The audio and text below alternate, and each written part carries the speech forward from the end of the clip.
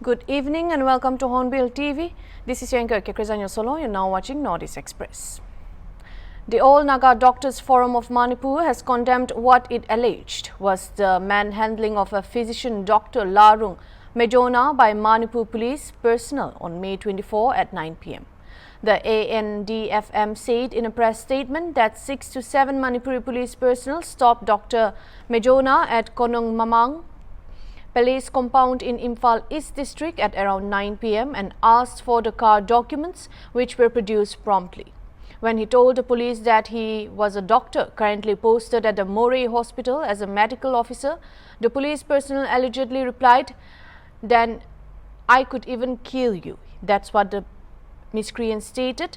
They detained Dr. Mejona for an hour, the statement added.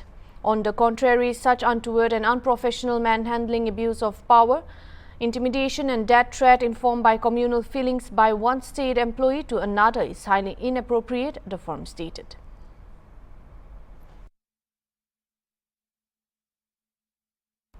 The Wokha Police District Executive Force has filed a case against 2 former employees of Wokha Axis Bank on charges of embezzling money belonging to Don Bosco Higher Secondary School of Wokha. The PRO and DEF of Soriso Quinker issued a statement to the media identifying the duo one Lochumbeni Irui, who was serving as a cashier, and Tungdemo Muri, an assistant sales manager, allegedly embezzled 14,62,500. According to the PRO of DEF, the branch head of the Axis Bank of Wokha, Gai Jinlung Kamai, complained of financial misconduct involving 2 of the bank's employees. The individuals were accused of embezzling an amount totaling 14,62,500 from the bank account of Don Bosco Higher Secondary School of Wokha, which was maintaining its account for the purpose of collecting fees. As per preliminary inquiries that were conducted, the DEF stated it was ascertained that the accused Tungdemo Muri was residing at Dimapur. Lochumbeni Irui was residing in Delhi as the duo had resigned from their jobs after the incident. On further inquiry, it was also ascertained that they have also given a confession letter to the erstwhile bank head Kahuto Achumi regarding their involvement in school fee embezzlement, the police stated. Based on the findings, a case has been registered against the accused persons, the statement said.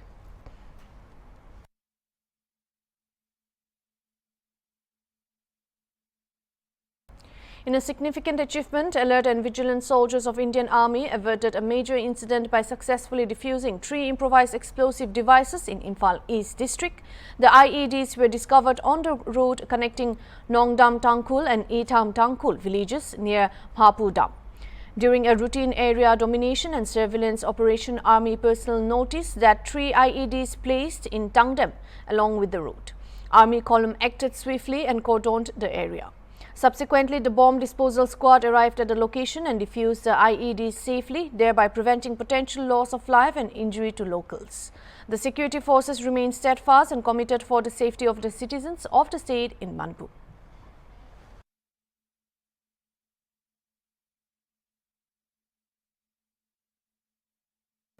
More than 4,000 patients have availed treatment under the Chief Minister Jana Arogya Yojana scheme since its inception in February this year.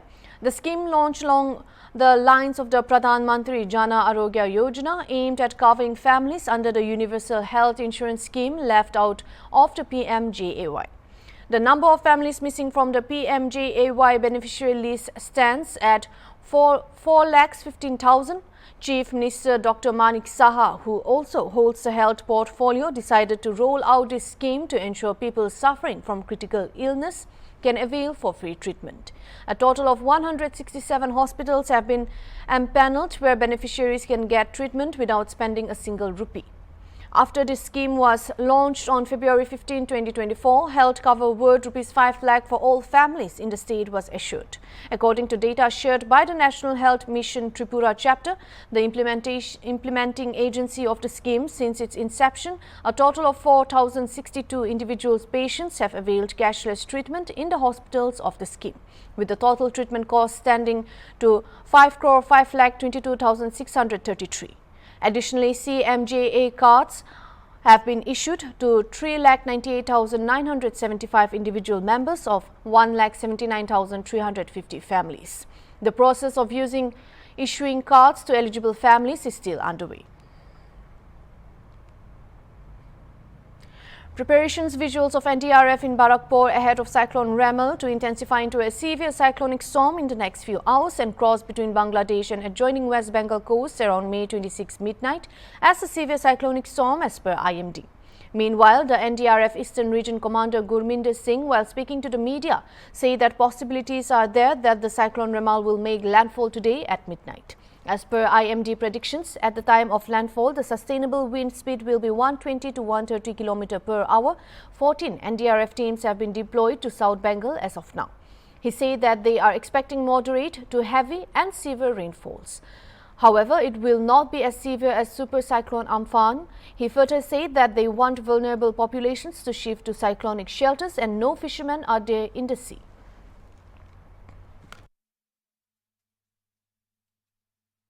अभी हम सबको पता है कि जो deep depression bay of Bengal में था further move किया है नॉर्थ में और अभी जो है वो सीवियर साइक्लोनिक स्टॉर्म रमेल के रूप में कन्वर्ट हो चुका है जो कि जो हमारी वेस्ट बंगाल की कोस्ट लाइन है उससे इस समय 250 टू 260 किलोमीटर साउथ पे है और उसका संभावना है कि आज रात यानी कि 26 मई 2024 को रात को 12 बजे ये लैंडफॉल होगा बांग्लादेश की खेपुपारा और इंडिया के सागर आइलैंड के बीच में। इसका स्पीड क्या रहेगा? लैंडफॉल के टाइम पे आईएमडी की प्रेडिक्शन है कि इसकी सस्टेनेबल जो विंड स्पीड है 120 टू 130 किलोमीटर पर आवर होगी और जो गस्टिंग विंड है वो 135 तक जाएगी। कितना हानि हो सकता है? इतनी विंड स्पीड में जो कोस्टल एरिया में जो खासकर साउथ बंगाल में कोस्टल एरियाज में जो कच्चा हटमेंट्स हैं, कच्चे एम्बैंकमेंट्स हैं, तो एम्बैंकमेंट्स जो है वो स्टॉर्म सर्ज के कारण जो है ब्रीच हो सकते हैं, पानी भर सकता लो लाइंग एरिया में और जो कच्चा हटमेंट्स है और जो हमारे कैटल्स हैं उनको इफेक्ट हो सकता है। आप लोग एनडीआरएफ टीम पे कितने टीम काम कर रही है? अभी तक जो है स्टेट गवर्नमेंट की रिक्वेजिशन पे हमने 14 एनडीआरएफ की टीम्स जो है वो साउथ बंगाल में डिप्लॉय की हुई है। उसमें 2 टीम पूर्व मेदिनीपुर में, 2 टीम पश्चिम मेदिनीपुर में, 1 हावड़ा, 1 हुगली। इसके अलावा जो है साउथ 24 परगना में इंक्लूडिंग सागर आइलैंड में 3 टीम है, नॉर्थ 24 परगना में 2 टीम है, नदिया और मुर्शिदाबाद में 1-1 टीम और कोलकाता में 1 टीम है। क्यूआरटी रहेगी आपकी? हाँ, इन सब 14 टीम्स के अलावा हमने जो है 4 टीम्स जो है वो कॉन्टीजेंसी में रखी हुई है। 1 टीम कोलकाता में, 1 टीम बटालियन हेडक्वार्टर हरनघाटा में और 2 टीम सिलीगुड़ी में। अभी तक कितने लो लैंड से कितने परिवार को आप लोग रेस्क्यू किए हैं? इवैक्यूएशन जो है अभी शुरू होगा। इवैक्यूएशन के लिए हमने जो भी माइकिंग करनी थी, लोगों का अवेयरनेस करना तो कर लिया और अभी जो है हम एक्सपेक्ट कर रहे हैं कि लोग जो है जो वनरेबल एरियाज में रह रहे हैं, कच्चा हटमेंट्स में रह रहे हैं, वो जो मल्टीपर्पज साइक्लोनिक शेल्टर्स हैं उसमें मूव करना शुरू हो जाएंगे। ये कौन सी स्पॉट में ज्यादा इफेक्ट कर सकता है ये? जैसे कि मैंने कहा कि जो साउथ 24 परगना में ये सागर आइलैंड से लेके और खेपुपाड़ा बांग्लादेश में हिट करेगा तो हमारे जो डिस्ट्रिक्ट है east Medinipur, south 24 Pargana, north 24 Pargana, Kolkata, Howrah, Nadia और अप टू जो मुर्शिदाबाद ये डिस्ट्रिक्ट अफेक्ट होंगे इससे। इसके बाद ये टाइम क्या रहेगा इसका? जो लैंडफॉल का टाइम है एज पर प्रेडिक्शन आज रात यानी कि 26 तारीख 2024 को रात को 12 बजे के बाद इसका लैंडफॉल होगा। ये क्या इंडिया में इफेक्ट करेगा, बांग्लादेश में भी इसका इफेक्ट जो है इंडिया बांग्लादेश दोनों में रहेगा। दोनों में रहेगा? दोनों में रहेगा इसका। और रेन का लेसेस कितने तक देर तक चलेगा?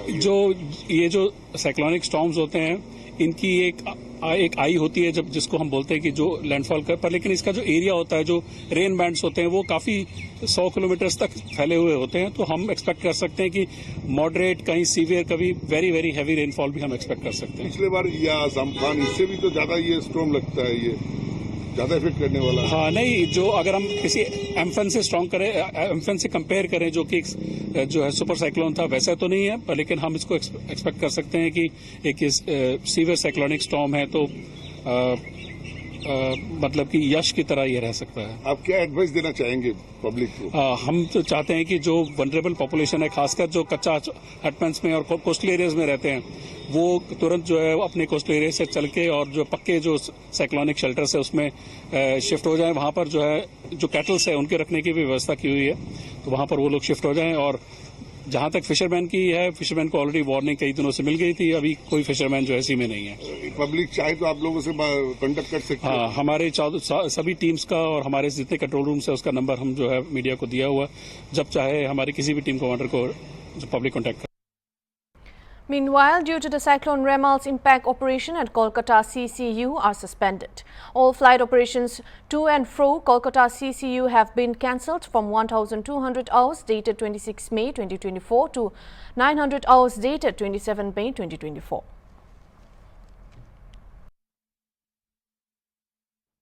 Addressing a public meeting in Ghosi, Uttar Pradesh, Prime Minister Narendra Modi said that the Samajwadi Party and Congress family, their Parivarvat, has made Purvanchal an area of mafia, an area of poverty and helplessness. But for the last 10 years, Purvanchal has been electing the Prime Minister of the country, and for the last 7 years, Purvanchal has been electing the Chief Minister of Uttar Pradesh. Hence, Purvanchal is the most special. Ghosi, Balia and Salempur are electing not just the MP but Prime Minister of the country. Congress के परिवार ने,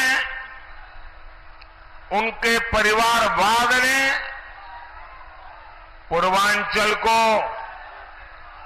mafia का क्षेत्र बना दिया था। अभाव, गरीबी, लाचारी का क्षेत्र बना दिया था। लेकिन 10 साल से पूर्वांचल देश का प्रधानमंत्री चुन रहा है। 7 साल से पूर्वांचल उत्तर प्रदेश का मुख्यमंत्री चुन रहा है और इसलिए पूर्वांचल सबसे खास है। घोसी, बलिया और सलेमपुर सिर्फ एमपी नहीं बल्कि देश का पीएम चुन रहे हैं। Meanwhile, Prime Minister Narendra Modi also said that the world is having its eye on 2024 elections of India very closely. Banaras वालन के लिए ये पड़ोस ही होना। भाइयों और बहनों, 24 के इस चुनाव पर पूरी दुनिया की नजर है। भारत जितनी दमदार सरकार बनाएगा, जितना दमदार प्रधानमंत्री बनाएगा, उसकी गूंज दुनिया के हर देश में सुनाई देगी। साथियों, पूर्वांचल की ये धरती तो पराक्रम और क्रांति की धरती है। ये वो इलाका है जहां मंगल पांडे का साहस है, यहां महाराजा सुहेलदेव का पराक्रम है और स्वर्गीय चंद्रशेखर जी की मुखर आवाज है। ऐसे में पूर्वांचल के लिए तो इस चुनाव का महत्व डबल है। We'll now take a short break. We'll be back with more news.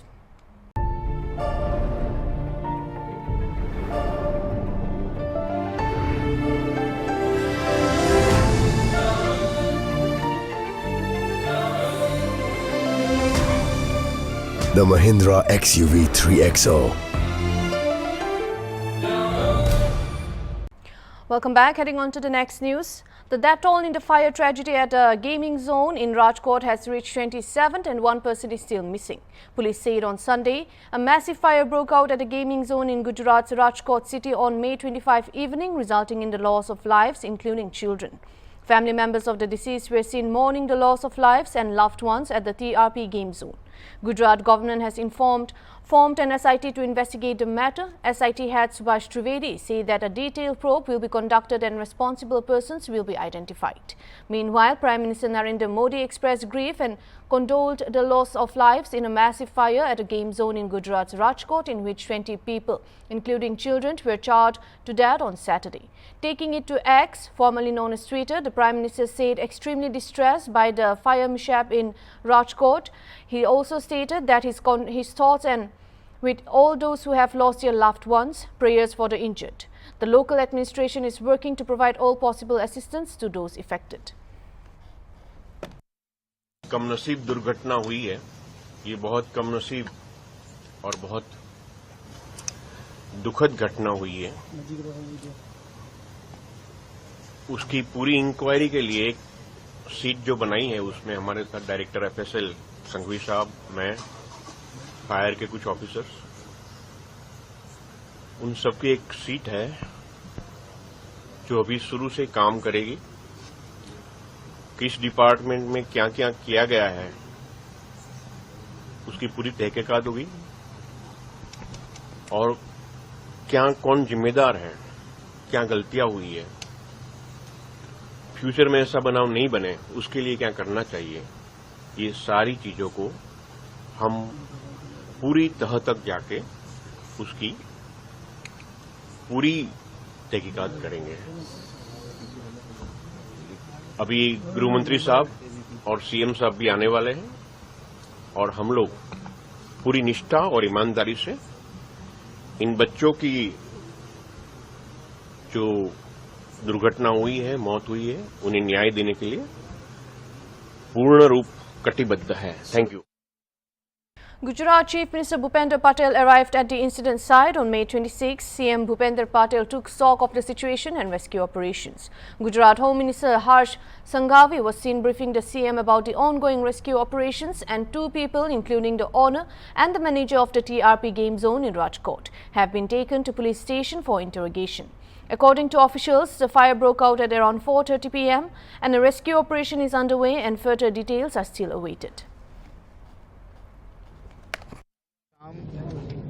Rajkot में जो एक बहुत ही दुखद घटना बनी है, जिसमें अनेक परिवारजनों को, अपने स्वजनों को खोना पड़ा है, साथ साथ में कई बच्चों का भी इसमें देहांत हुआ है।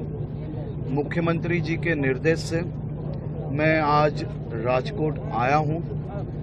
SIT जो बनाई गई है, वो SIT को भी तात्कालिक सूचना दी गई है कि रात को 3 बजे से ही ये पूरी तहकीकात जल्द से चालू की जाए और आज ही रात जो कोई डिपार्टमेंट की NOCs, जितने भी डिपार्टमेंट्स ये परमिशंस के उसमें आते हैं और जो डिपार्टमेंट की अंडर ये गेम जोन्स कंस्ट्रक्शंस की जिम्मेदारी आती है, वो सभी उच्च अधिकारी से लेके सभी जिम्मेदार अधिकारियों को 3 बजे से ही आज रात से कलेक्टर कचहरी में हाजिर रहने की सूचना दी गई है।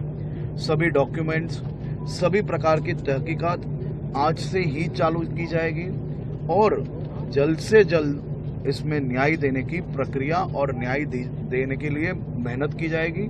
आज अभी मैं ये पूरी जो घटना बनी है उसका मैंने जायजा लिया है और ये जायजा लेने के बाद मैं खुद अभी कलेक्टर कचहरी में बैठने वाला हूँ। कलेक्टर कचहरी में पूरी तहकीकात के बाद मैं आप सब से फिर से एक बार जल्द सुबह मिलूंगा और मिलके आपको पूरी जानकारी आप सबको दूंगा। Incidences of fire breaking out during the hot season is increasing. A massive fire broke out at a newborn baby care hospital in Vivek Vihar the precious night. 7 babies died in the fire and a total of 12 children were rescued. One is in a ventilator and 5 others have been admitted to the hospital, according to the Delhi Fire Service. According to a fire official, the blaze was extinguished completely. 11 to 12 people were rescued and taken to hospital, update stated. कल रात की बात है, 11:32 पे हमें ये करीब call मिली थी कि एक बेबी केयर सेंटर में आ गए। हमने शुरू में 7 टेंडर भेजे थे क्योंकि हॉस्पिटल जैसी जगह थी हम लोगों ने बहुत कोशिश की, 11 बच्चों को 12 बल्कि बच्चों को निकाला भी गया। वहाँ सेवा दल का एक ग्रुप था, उनके संग निकल के, आपने फोटो में देखा होगा। और बाद में पता लगा कि हॉस्पिटल में, क्योंकि बहुत छोटे बच्चे थे ये, और जो है इनकी 6 की करीब डेथ हो गई। इसमें बहुत दुखदायी घटना है। आग इसलिए बढ़ गई कि वहाँ पे ये बताया गया कि वहाँ पे कुछ ऑक्सीजन के शायद सिलेंडर थे और सिलेंडर थे, उनमें ब्लास्ट हो गया। इसी वजह से आग केयर सेंटर में ना रह के, बेबी केयर सेंटर में ना रह के बगल वाले घर पे भी चली गई थी, और इसीलिए फायर का इतना फास्ट स्प्रेड हुआ। टोटल हम लोगों ने करीब 16 गाड़ियां बाद में भेजी थी, क्योंकि बच्चों का मामला था, बगल में घर फेंक रही थी। बट अनफॉर्चुनेटली जो है 6 बच्चों को नहीं बचाया जा सका। देखिए, सुबह मैं मॉर्निंग वॉक पे निकला तो मीडिया के ज़रिए मुझे जानकारी मिली, और मैं वहीं से सीधा यहाँ पे घटनास्थल पे आया। मेरी फायर डिपार्टमेंट के हेड से बात हुई, और उन्होंने बताया कि उनका अंदाज़ा है कि शायद शॉर्ट सर्किट की वजह से आग लगी, और क्योंकि ऑक्सीजन सिलेंडर इसके अंदर थे, तो ऑक्सीजन सिलेंडर ब्लास्ट होने की वजह से ये आग काफ़ी बढ़ गई। और इसके अंदर न्यू बॉर्न बेबीज़ करीब 12 के करीब थे, जिनको रेस्क्यू किया गया, मगर बहुत अनफॉर्चुनेट है कि करीब 6 बच्चों की दम घुटने की वजह से इसमें मृत्यु हो गई। एक और बच्चे की हालत गंभीर बताई जा रही है। मेरी सेक्रेटरी हेल्थ से बात नहीं हो पाई है। मैं सुबह से कई बार उनको कॉल किया, वे फ़ोन नहीं उठा रहे हैं,